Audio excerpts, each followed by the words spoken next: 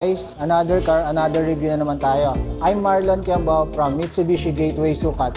For today's video, i-review natin ang 2026 Mitsubishi Mirage G4 GLX na CVT.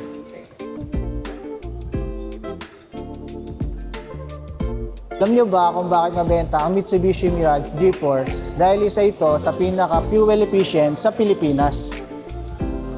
Isa sa mga na-enhance sa 2026 Mitsubishi Mirage natin ay ang projector headlight natin. Before, naka-halogen lang yan. At meron niyang daytime running lights na for better visibility kahit na umaga. Safety features ba ang hanap mo? Hindi papahuli ang Mitsubishi Mirage G4 dyan dahil meron tong active stability control at hill start assist.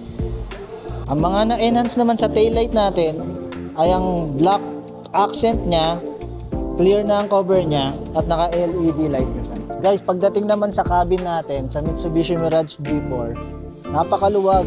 Tignan mo naman yung legroom saka yung headroom. 5'9" na ako nito Sobrang luwag niya, guys. Mga nagtatanong ng SRP ng 2026 Mitsubishi Mirage G4 GLX CVT, 841 siya. At naka-promo tayo ng 0 down payment plus free 2 months. Kaya kung interesado kayo, message nyo lang ako.